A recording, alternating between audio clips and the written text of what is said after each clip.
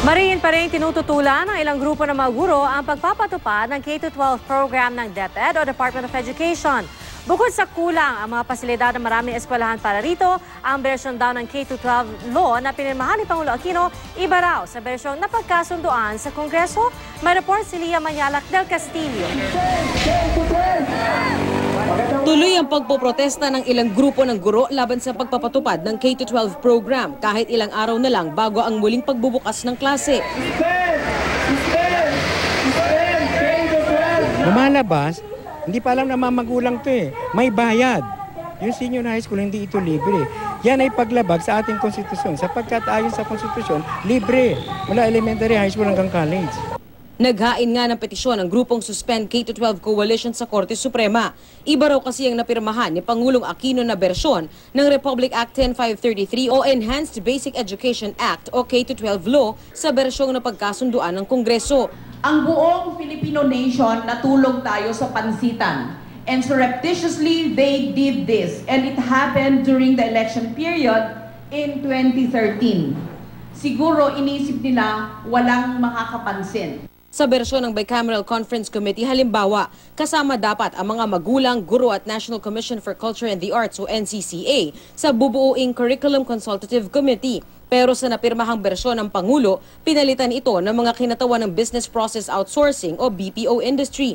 Whether the discrepancy is formal or substantive, whether it is in terms of provision or in terms of purmasan ilagay yung section 10, pareho lang yan sa akin. Hindi pwedeng palitan yan ng President or ng sino man. Sabi naman ng pangunahing may akda ng batas na si dating Senador Edgardo Angara, imposibleng mapalitan ang bersyon na napirmahan ng Pangulo dahil sertipikado raw ito ng mababang kapulungan at ng Senado. Ayon pa sa Malacanang, pinipirmahan muna ng House Speaker at Senate President ang anumang batas bago ito malagdaan ng Pangulo. Ano't ano pa man, matibay ang paniniwala ng ilang guro na hindi pa handa ang bansa para sa K-12 program. Hanggang ngayon nga raw, hindi pa rin nasosolusyonan ang kakulangan ng classrooms. Sa Gregorio del Pilar Elementary School sa Abad Santos, Tondo, Maynila halimbawa, kulang na ang classrooms matapos madaway ng paaralan sa sunog nitong Pebrero. Kaya ginawa munang silid-aralan ang library, conference room at laboratory. Magkakaroon din ng shifting ng klase. We have to move on, di ba? Pero yung sa sitwasyon na to, yung sasabihin nating sapat yung talagang para sa isang paaralan ay madaming wala.